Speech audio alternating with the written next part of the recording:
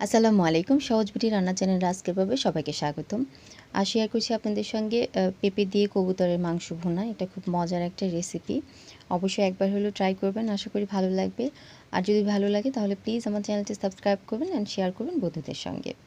এর জন্য যা করতে হয়েছে।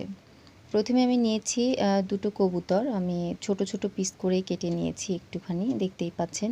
এখানে ধুয়ে পরিষ্কার করে নিয়েছি। এরপরে নিয়েছি একটা পেঁপে, কাঁচা পেঁপে। এটাকে ছোট ছোট কিউব করে নিয়েছি। ছোট পেঁপেটা। আর যদি বড় পেঁপে নেন তাহলে অর্ধেক নেবেন। আর নিয়েছি একটা টমেটো কুচি। এটাও আমি কিউব করে কেটে নিয়েছি। এরপর একটা পাত্র নিয়েছি। তাতে দিয়েছি তেল 4 টেবিল চামচ পরিমাণ। তেলটা গরম হয়ে আসলে দিয়ে দিচ্ছি হাফ কাপ পরিমাণ পেঁয়াজ কুচি। পেঁয়াজ কুচিটা একটু নেড়ে চেড়ে যখন কালারটা চেঞ্জ হয়ে আসবে, একটু লাল বর্ণ হয়ে আসবে, তখন দিয়ে দিচ্ছি 1 টেবিল চামচ পরিমাণ রসুন বাটা। এরপরে দিয়ে দিচ্ছি আধা টেবিল চামচ পরিমাণ আদা বাটা। বাটা মশলাগুলো দেওয়ার পর একটু নেড়ে চেড়ে নিব। শুকনা মশলা দেওয়ার আগে আমি একটু পানি দিয়ে নিচ্ছি যেন মশলাগুলো নিচে না লেগে যায়। পানি দিয়ে নিয়ে একটু নেড়ে চেড়ে নেওয়ার পর আমি শুকনো মশলাগুলো অ্যাড করব। এরপরে দিয়ে দিচ্ছি 1 টেবিল চামচ পরিমাণ লাল মরিচের গুঁড়া,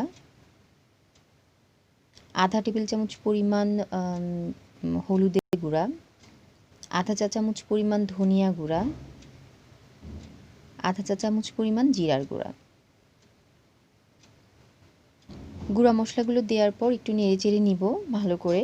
মশলাটা ভালো করে কষিয়ে নিব এভাবে। কষিয়ে নেওয়ার পরে দিয়ে দেব গোটা মশলা। গোটা মশলার মধ্যে প্রথমে দিয়ে দিচ্ছি একটা তেজপাতা। এরপরে দিয়ে দিব 3টা এলাচ, 3টা দারুচিনি, 4-5টা লং, 5-6টা কালো গোলমরিচ আর 4-5টা এলাচ। সবগুলো মশলা একসঙ্গে করে আবার একটু ভালো করে কষিয়ে নিব। দিয়ে দিচ্ছি স্বাদমতো লবণ। এরপরে সবগুলো মশলা খুব ভালো করে কষিয়ে নিব। মশলাগুলো ভালো করে কষানোর জন্য আমি একটু পানি দিয়ে নিচ্ছি। পানি দিয়ে আবার একটু ভালো করে মশলাটা কষিয়ে নিব। এ পর্যায়ে আমি ঢাকনা দিয়ে ঢেকে আরও মিডিয়াম হিটে 5 মিনিট রান্না করব। যখন মশলা থেকে তেলটা সেপারেট হয়ে যাবে, এভাবে এরকম পর্যায়ে সেপারেট হয়ে আসবে, তখন কেটে রাখা পেঁপে আর কবুতরের মাংসটা, যেটা আমি পরিষ্কার করে রেখেছিলাম, দুটো একসঙ্গেই দিয়ে দেব। এরপরে খুব ভালো করে নেড়েচেড়ে নিব। আর ততক্ষণ পর্যন্ত কষাতে হবে যতক্ষণ পর্যন্ত পেঁপেটা একদম সিদ্ধ না হয়ে যায়।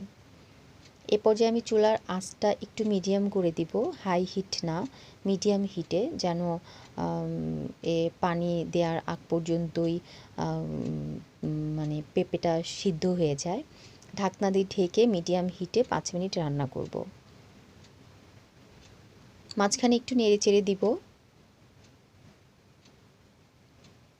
এবং দিয়ে দিব কেটে রাখা একটা যে টমেটো ছিল ওইটা দিয়ে দিব। দিয়ে দেওয়ার পর আবার একটু নেড়ে চেড়ে নিব।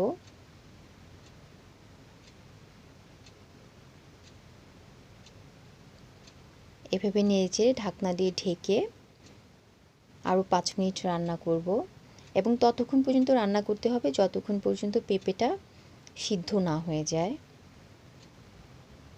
কষাতে কষাতে যখন পেঁপেটা সিদ্ধ হয়ে আসবে তখন এতে পানি দিয়ে দিব। যেহেতু পেঁপেটা আমি সিদ্ধ করে নিয়েছিলাম অনেকটাই, সো 80%-এর মতো, এর জন্য এখানে পানিটা একটু কমই দিব।